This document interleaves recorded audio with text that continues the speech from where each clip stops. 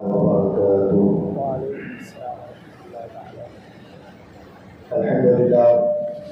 الحمد لله الأحد وثناء الرب الصمد والصلاة والسلام على من كان نبيا وآدم بين الروح والجسد الذي سمي في الأرض بمحمد ونودي في السماء ادخل به يا أحمد وعلى آله وأصحابه على الأبد لا سيما ابنه الكريم العوف الأعظم الجيلاني سيد القوم والمكان. أما بعد، أعوذ بالله من الشيطان الرجيم ببركة بسم الله الرحمن الرحيم. يا أيها الذين آمنوا اتقوا الله وكونوا مع الصادقين. صدق الله المولى العظيم وبلغنا رسوله النبي الأمين النذير الكريم. آئیے سب سے پہلے انتہائی عقیدت، محبت، ذوق، شوق، الفت اور سچی چاہت کے ساتھ قرب اللہ المقبول سر اللہ المخزون عالم ما کان و ما یکون، ہر قلب پریشان کے سرور و سکون، آقا کل فخر رسول حضور احمد مجتبی محمد مصطفیٰ صلی اللہ علیہ وسلم کی بارگاہ میں ہر عید و سلام پیش فرمانے پر اللہم صلی علی سیدنا شفیعنا حبیبنا طبیبنا مولانا محمد معلم الجود والکرم وآلہ واصحابہ وبارک وسلم صلاۃ و سلام علیک یا رسول اللہ صلی اللہ علیہ وسلم. اعلی حضرت عظیم البرکت مجدد دین و ملت الشاہ امام احمد رضا خان فاضل بریلوی ارشاد فرماتے ہیں، سب سے اولا و اعلیٰ ہمارا نبی، سب سے بالا و بالا ہمارا نبی، اپنے مولا کا پیارا ہمارا نبی، دونوں عالم کا دولہ ہمارا نبی، اور خلق سے اولیاء، اولیاء سے رسول، خلق سے اولیاء، اولیاء سے رسول، اور رسول بعالیٰ ہمارا نبی، اور رسول بعالیٰ ہمارا نبی. اور آخر میں فرماتے ہیں غم زدوں کو رضا مجدہ دیجئے کہ ہے، غم زدوں کو رضا مجدہ دیجئے کہ ہے، بے کسوں کا سہارا ہمارا نبی. برادران ملت اسلامیہ، اللہ رب العزت نے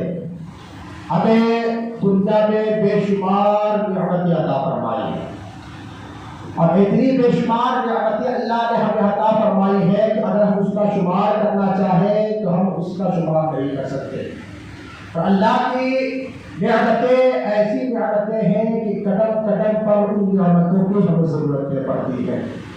اللہ رب العزت نے انہی نعمتوں میں سب سے بڑی نعمت، اگر کوئی چیز ہمیں عطا کی ہے، سب سے بڑی نعمت عطا کی ہے تو وہ دولت ایمان ہے. وہ دولت ایمان ہے کہ اللہ رب العزت نے اس دنیا کے اندر ہمیں عطا فرمایا ہے، اور یہی ایمان کی دولت ہے کہ جس کی بدولت انسان جنت اور جہنم کے حق کا فیصلہ کیا جائے گا.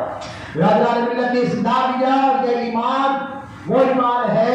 کہ نبی کریم صلی اللہ علیہ وسلم کے ذریعے اللہ رب العزت نے اس دنیا میں جو ہے اس کو پھیلایا، اور جب اس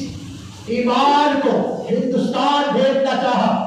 اور جب اس ایمان کی دولت کو لوگوں تک پہنچانا چاہا، اور ہمیں اس ایمان کی دولت سے سرفراز کرنا چاہا، تو وہ دولت ایمان جب ہندوستان والوں کو کسی ہاتھ کے ذریعے ملا ہے، کسی کے ذریعے ملا ہے، تو وہ غریب نواز رحمۃ اللہ تعالی کی ذات ہے. وہ غریب نواز رحمۃ اللہ تعالی کی ذات ہے. یہ غریب نواز رحمۃ اللہ تعالی کے ذریعے ہمیں دولت ایمان نصیب ہوئی ہے. اور یاد رکھے، جب کوئی بڑی چیز، کوئی اہمیت والی چیز جب ہمیں کسی بڑے دربار سے عطا کی جاتی ہے، جب کوئی بندہ کسی بڑے دربار سے، کسی بڑے آدمی سے کوئی اہم دولت کو، کوئی بڑی دولت کو حاصل کرتا ہے، تو پھر وہ بندہ اس کی تعریف و توصیف بیان کرنے لگتا ہے. جب بندہ اس کی بارگاہ سے بڑے انعام و اکرامات سے نوازا جاتا ہے، تو پھر وہ بندہ اس کی تعریف و توصیف بیان کرنے لگتا ہے. لوگوں کے درمیان درمیان اس کے جو ہے بڑی باتیں بیان کرتا ہے تو وہ ایمان جیسی دولت، ایمان جیسی عظیم دولت کہ جس کی اہمیت دنیا میں سب سے زیادہ ہے، سب سے بڑی نعمت اللہ نے عطا فرمائی ہے، اور وہ عطا ہمیں جو ہوئی ہے وہ غریب نواز کی بارگاہ سے ہوئی ہے۔ تو کیوں نہ ہم غریب نواز کی تعریف و توصیف بیان کرنے لگے، کیوں نہ ہم جو ہے غریب نواز رحمۃ اللہ تعالیٰ کی تعریف و توصیف بیان کریں، کیونکہ غریب نواز رحمۃ اللہ تعالیٰ کی شخصیت وہ شخصیت ہے کہ الحمدللہ رہتی دنیا تک، جب تک دنیا ہے قیامت تک لوگ جو ہے ہندوستان والے غریب نواز کے ٹکڑوں پر پلتے رہیں گے، غریب نواز رحمۃ اللہ تعالیٰ کے ٹکڑوں پر پلتے رہیں گے۔ یاد رکھیں مسلمانوں، اور ہمارا یہ عقیدہ ہے کہ غریب نواز رحمۃ اللہ تعالیٰ علیہ اپنی زندگی میں تو لوگوں کو نوازتے تھے، لوگوں کی مدد کیا کرتے تھے، مطلب دنیا سے پردہ کر گئے، اس کے بعد بھی آج تک صرف غریبوں کو نہیں بلکہ امیروں کو بھی نوازتے ہوئے نظر آتے ہیں۔ وہ دربار میرے غریب نواز کا دربار ہے جہاں صرف اور صرف مسلمان نہیں بلکہ ہر ایک مذہب کا آدمی جاتا ہے اور جا کر اپنی خالی دامن کو بھر کر لوٹ کر آتا ہے۔ وہ خالی دامن کبھی واپس نہیں آتا جب وہ سرکار کی بارگاہ میں جاتا ہے، کیونکہ وہ اپنے دامن کو بھر کر آتا ہے۔ اور یہ عقیدہ ہمارا عقیدہ نہیں بلکہ یہ فتویٰ تو دارالعلوم دیوبند کا فتویٰ ہے کہ وہ لوگ کہتے ہیں کہ غریب نواز رحمۃ اللہ تعالیٰ علیہ کو اگر کوئی اس نیت سے غریب نواز کہے کہ یہ مدد کرنے والے ہیں تو ایسا آدمی مشرک ہو جاتا ہے،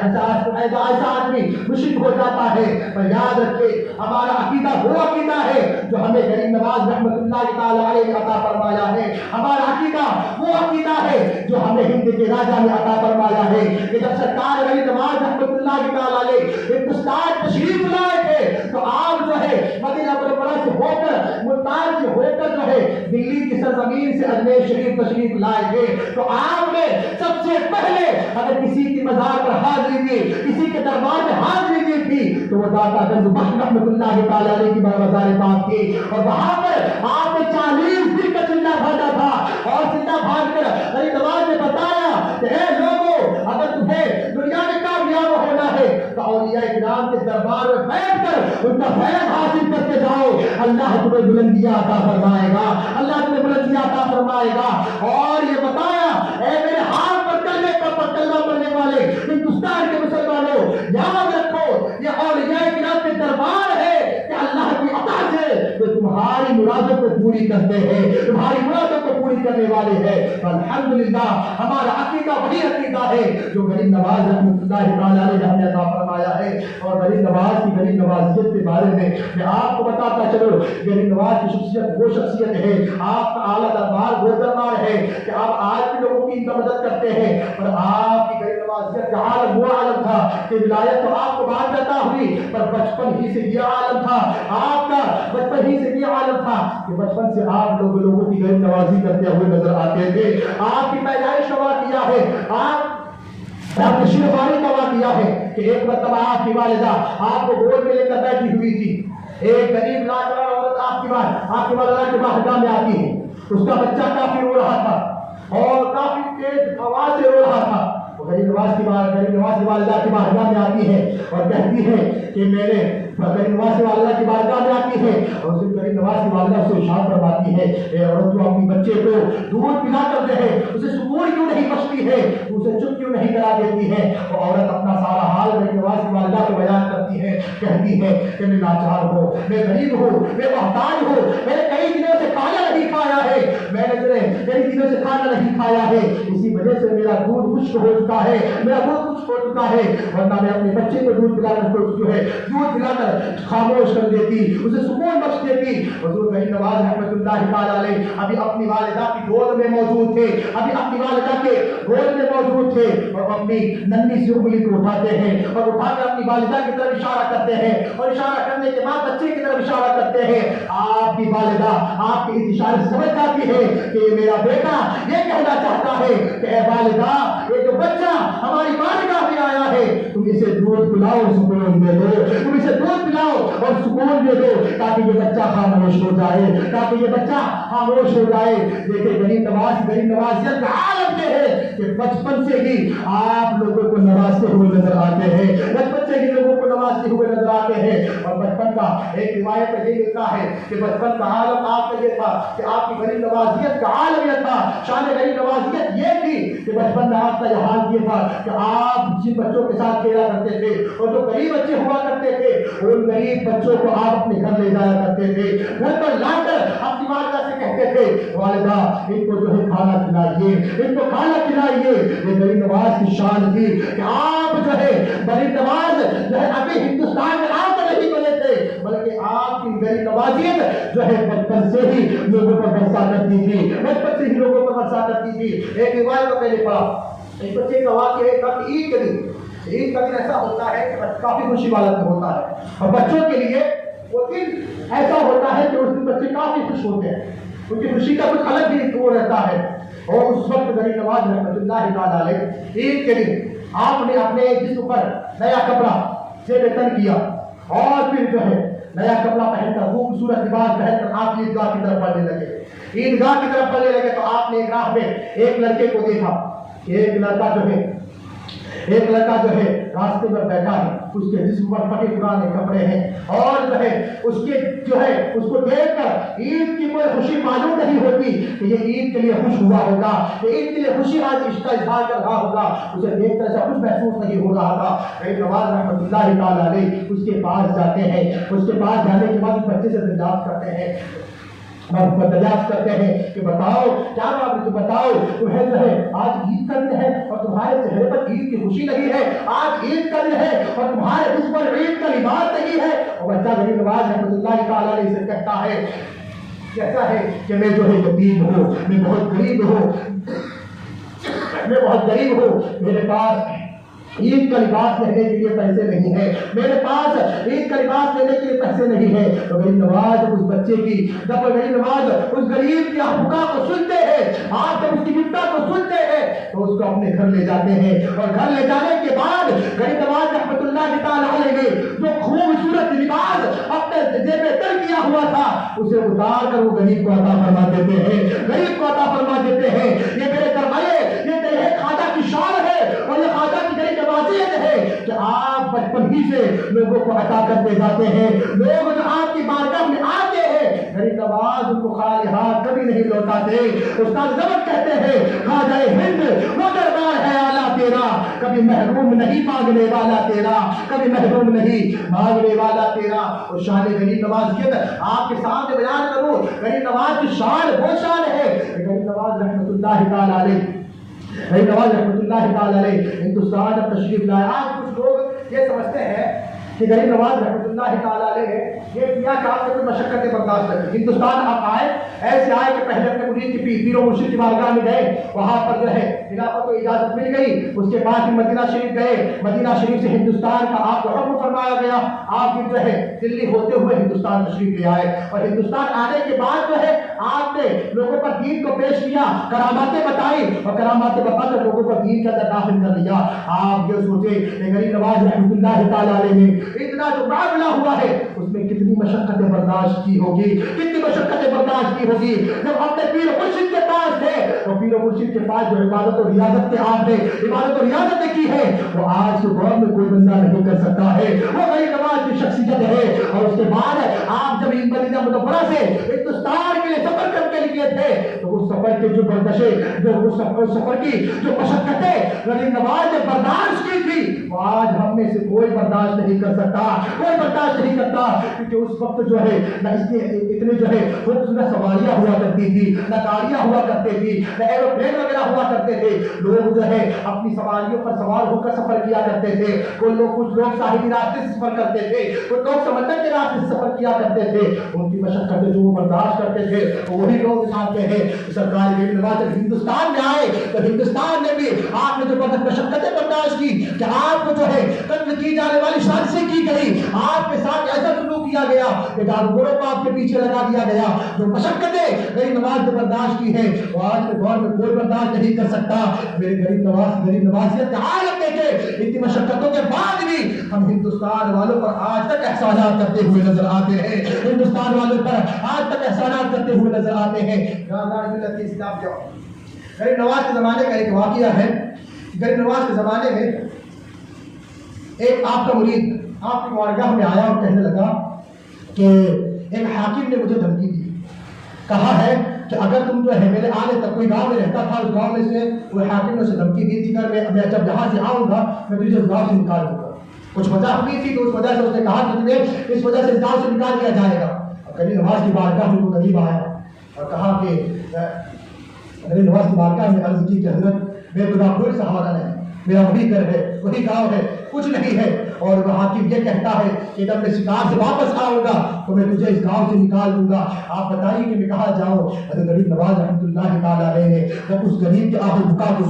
سنے تو کہنے لگے کہ بتاؤ وہ حاکم کہاں گیا ہے, وہ حاکم کہاں گیا ہے. تو غریب نواز نے اس غریب کا غریب کی جب اس غریب کے عاجزی کو سنا تو غریب نواز رحمۃ اللہ تعالیٰ علیہ نے وجد عالم میں یہ فرمایا کہ جو ہے وہ کہاں گیا ہے, وہ حاکم کہاں گیا ہے. وہ کہنے لگا کہ وہ حاکم شکار کے لیے گیا ہے, اور حاکم شکار کے لیے گیا ہے. جب غریب نواز نے سنا تو کہنے لگے اچھا وہ شکار کے لیے گیا ہے اور تمہیں یہ کہہ کر گیا ہے کہ جب میں لوٹ کر آؤں گا تمہیں یہاں سے اس شہر سے اس گاؤں سے نکال دوں گا. غریب نواز فرماتے ہیں کہ اگر وہ لوٹ کر آئے گا تو تمہیں شہر سے نکالے گا, وہ وہاں سے کبھی لوٹ کر ہی نہیں آئے گا. اس کا مطلب یہ تھا کہ لوگوں نے پھر سنا کہ جیسے ہی وہ حاکم شکار کے لیے گیا اس کے گھوڑے سے گرا اور گر کر وہ ہلاک ہو گیا, وہ ہلاک ہو گیا. یعنی کہ بات ہمیں یہ بتاتی ہے کہ غریب نواز کی بارگاہ میں جو بندہ اپنی عاجزی کو لے کر اپنے پریشانیوں کو لے کر پہنچتا ہے تو غریب نواز اس کی پریشانیوں کو دور کرتے ہوئے نظر آتے ہیں. غریب نواز اس کی پریشانیوں کو دور کرتے ہوئے نظر آتے ہیں. اسی طرح ایک دلی کا واقعہ ہے کہ دلی کی سرزمین پر ایک کاشتکاری کرنے والا بندہ رہا کرتا تھا. تو وہ بندہ دلی سے اجمیر شریف تشریف لایا غریب نواز کی بارگاہ میں ایک عریضہ لے کر. تو غریب نواز کی بارگاہ میں آ کر کہتا ہے کہ حضرت دلی کا ایک حاکم ہے, اس نے مجھے جو ہے یہ دھمکی دی ہے, میری زمین پر قبضہ کر لیا ہے, اور میری زمین پر قبضہ کرنے کے بعد یہ کہتا ہے کہ جب تک تم جو ہے بادشاہ دلی کے بادشاہ سے اس کا لکھان نہیں لے کر آتے, اس کا لکھان لے کر نہیں آتے تو تمہیں جو ہے یہ زمین عطا نہیں کروں گا, یہ زمین تمہیں نہیں ملے گی. وہ جو ہے وہ کسان جو ہے یہ بات اب غریب نواز کو بیان کرتا ہے, اور غریب نواز اس غریب کسان کو دیکھتے ہیں, اس کے حال کو دیکھتے ہیں. تو پھر آپ جو ہے اپنا سامان اٹھاتے ہیں اور وہاں سے اٹھا کر دلی کے لیے نکل جاتے ہیں, پیدل دلی کے لیے نکل جاتے ہیں. اور دلی پہنچ کر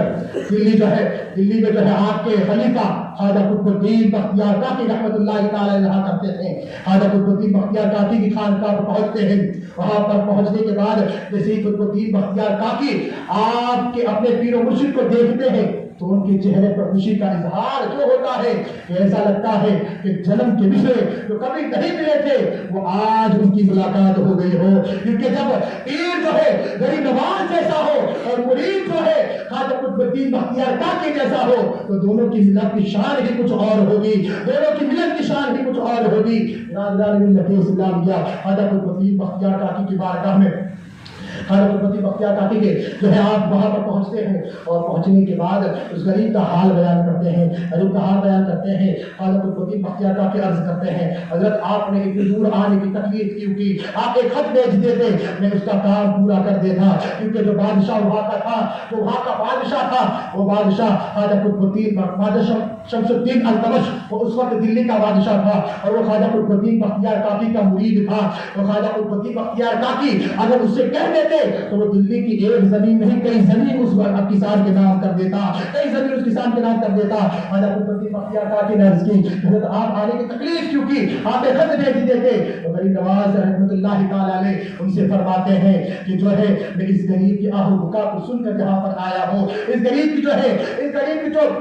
پریشانی ہے اس کو سن کر یہاں پر آیا ہوں, اس غریب کی پریشانی کو دور کرنے کے لیے آیا ہوں. کیونکہ جو ہے جو بندہ غریب کی یہ بھی ایک غریب نواز ارشاد فرماتے ہیں کہ یہ بھی ایک طرح کی عبادت ہے, یہ بھی ایک طرح کی عبادت ہے. میں اس لیے جو ہے اجمیر سے جہاں تک جو ہے سفر کرنے آیا ہوں, چل کر آیا ہوں تاکہ اس پر کسان کی تکلیف کو دور کرو, اور اس تکلیف کو جب دور ہو جائے, اور اس وجہ سے میں نے اتنا لمبا سفر کیا ہے تاکہ میرا رب مجھ سے راضی ہو جائے, تاکہ میرا رب مجھ سے راضی ہو جائے، کیونکہ کسی غریب کی مدد کرنا بھی ایک عبادت ہے، کسی غریب کی مدد کرنا بھی ایک عبادت ہے۔ غریب نواز رحمۃ اللہ تعالیٰ علیہ نے جب اس اپنی بات بیان کی تو اس کی جو ہے حضرت الدین بختیار کاکی نے اس کی ساری مرادیں جو اس کی زمین کا معاملہ تھا اس کو حل فرما دیا۔ یہاں سے اب ایک عقیدہ ملتا ہے کہ دیکھیں ایک غریب نواز جو لوگ کہتے ہیں کہ غریب نواز کی بارگاہ میں جانے سے کچھ نہیں ملتا، کچھ نہیں عطا ہوتا، وہ سنے کہ غریب نواز کی شخصیت وہ شخصیت ہے کہ اگر وہ بندہ جو کسان تھا، دلی کا رہنے والا تھا، وہ جو ہے دلی کے بادشاہ کے پاس اس کا پروانہ موجود تھا، لکھنے کا پروانہ اس کے پاس دیا ہوا تھا، اگر وہاں جاتا تو شاید عطا کر دیا جاتا۔ وہ جانتا تھا کہ دلی پر جو ہے سونے چاندی کے تخت پر بیٹھنے والا میری مراد پوری نہیں کر سکتا، اجمیر میں بیٹھا چٹائی پر جو ہندوستان میں راج کر رہا ہے وہ خواجہ میری مرادوں کو پوری فرمائے گا، وہ خواجہ میری مرادوں کو پوری فرمائے گا۔ غریب نواز کی بارگاہ میں آیا، عریضہ رکھا اور غریب نواز نے اس کی مرادوں کو پوری فرمائے ہے، غریب نواز نے اس کی مرادوں کو پورا فرمایا ہے۔ اسی لیے تو پیر و مرشد انہوں تاج شریعہ کہتے ہیں فیض سلطان شخاوت ہے نرالا تیرا، کبھی محروم نہیں پھرتا ہے منگتا تیرا، کبھی محروم نہیں پھرتا ہے منگتا تیرا۔ یہ غریب نواز کی شان تھی، یہ غریب نواز رحمۃ اللہ تعالیٰ علیہ کی غریب نوازیت تھی کہ آپ کی بارگاہ میں جو آتا تھا آپ اس کو نواز دیا کرتے تھے، آپ اس کو نوازا کرتے تھے۔ آپ کے دور کا ایک آخری بات آپ کو بیان کر کے انشاءاللہ پوری رخصتی لے لوں گا کہ غریب نواز رحمۃ اللہ تعالیٰ علیہ کا مرید تھا، وہ ایمان لے آیا۔ ایمان لانے کے بعد اس وقت کا بادشاہ تھا، اس وقت جو بادشاہ تھا وہ ان کو ستانے لگا، وہاں کا بادشاہ تو وہ ستانے لگا تو وہ غریب نواز کی بارگاہ میں آ کر عرض کرنے لگا کہ حضرت جب سے میں نے اسلام قبول کیا ہے، جب سے میں آپ کے ہاتھ پر کلمہ پڑھ کر میں نے اسلام قبول کیا ہے تو پچھلی رات جو ہے مجھے کافی ستاتا ہے، پچھلی رات جو ہے مجھے کافی ستاتا ہے اور جو ہے مجھے مارنے کی دھمکیاں دیا کرتا ہے۔ غریب نواز جب اس غریب کی اس پریشانی کو سنا تو غریب نواز رحمۃ اللہ تعالیٰ علیہ نے اس کے پاس جو یہ پیغام بھیجا کہ جاؤ اسے کہو کہ جو اسلام قبول کرتے ہیں تم انہیں پریشان کرنا بند کر دو، اس بندے کو پریشان کرنا بند کر دو۔ اور جب کسی رات کے بعد یہ پیغام آتا ہے تو پچھلی رات جو ہے وہاں کا راجا تھا تو اپنے گھمنڈ میں آیا اور کہنے لگا کہ میں جو ہے یہاں کا راجا ہوں اور یہاں کا راجا ایک فقیر ہے جو میری رعایت میں رہ کر مجھے حکم دیتا ہے، مجھے ترقی دیتا ہے، جاؤ میں اسے پریشان کرنا بند نہیں کرتا۔ جب غریب نواز کو اس کا جواب پہنچایا گیا تو غریب نواز نے جلال کے عالم میں یہ فرمایا ہے، جلال کے عالم میں یہ فرمایا کہ میں نے دیکھا ہے کہ میں دیکھ رہا ہوں کہ میں نے پرتھوی راج کی حکومت کو پرتھوی راج کو گرفتار کر کے اسلامی حکومت کے ہاتھ میں دے دیا ہے، اسلامی حکومت کے ہاتھ میں دے دیا ہے۔ اور غریب نواز کا الفاظ کا مفہوم یہی تھا اور یہ ہوتا ہے کہ اس وقت جو ہے بادشاہ شہاب الدین کر کے ایک بادشاہ تھا جو ہندوستان سے ہار کر گیا تھا تو وہ فوج کو جمع کرنے لگا تھا۔ اب جب وہ رات میں سویا تو اس نے ایک بزرگ کو خواب میں دیکھا اور بزرگ کو خواب میں دیکھ کر بزرگ نے اسے فرمایا کہ اے شہاب الدین ہندوستان کا تخت تمہارا انتظار کر رہا ہے، ہندوستان کا تخت جو ہے تمہارا انتظار کر رہا ہے، اب تم جو ہے ہندوستان چلے آؤ۔ پھر جو ہے وہ بادشاہ شہاب الدین جو ہے وہاں سے نکلتا ہے اور ہندوستان پر حملہ کرتا ہے، کیونکہ اس وقت جو ہے اجمیر شریف راجدھانی ہوا کرتی تھی، اجمیر شریف پر حملہ کرتا ہے، جنگ ہوتی ہے، پرتھوی راج گرفتار ہو جاتا ہے اور پھر وہ شہاب الدین کا جب فتح نصیب ہوتی ہے شہاب الدین اللہ کا شکر ادا کرتا ہے، کہتا ہے کہ اللہ نے ایک بزرگ کے وسیلے سے مجھے فتح عطا فرمائی ہے، ایک بزرگ کے وسیلے سے مجھے فتح عطا فرمائی ہے۔ جب فتح ہو جاتی ہے شہاب الدین بادشاہ وہاں پر جو فتح حاضر ہو جاتی ہے، شہاب الدین سنتا ہے کہ ایک جگہ سے اذان کی آواز آ رہی ہے، ایک جگہ سے اذان کی آواز آ رہی ہے، وہ اس طرف جاتا ہے، ادھر جاتا ہے تو نماز کا وقت ہو چکا تھا، حضور غریب نواز امامت پر چڑھ چکے تھے،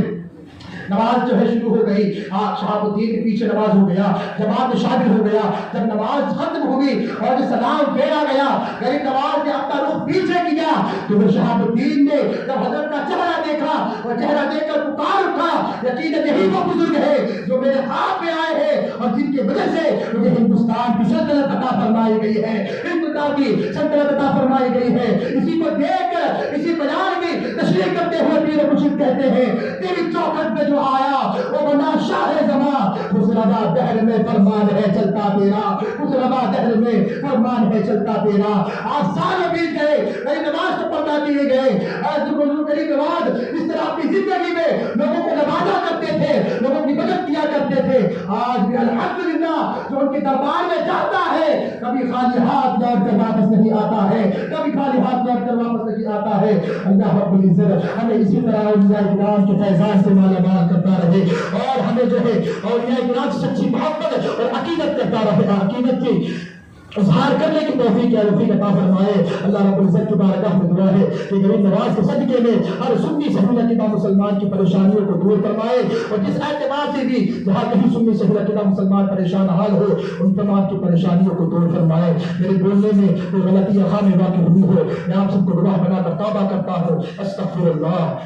اللہ ربی من کل ذنب واتوب الیہ، اشہد ان لا الہ الا اللہ واشہد ان محمدا عبدہ ورسولہ، وما علینا الا البلاغ۔ السلام علیکم ورحمۃ اللہ۔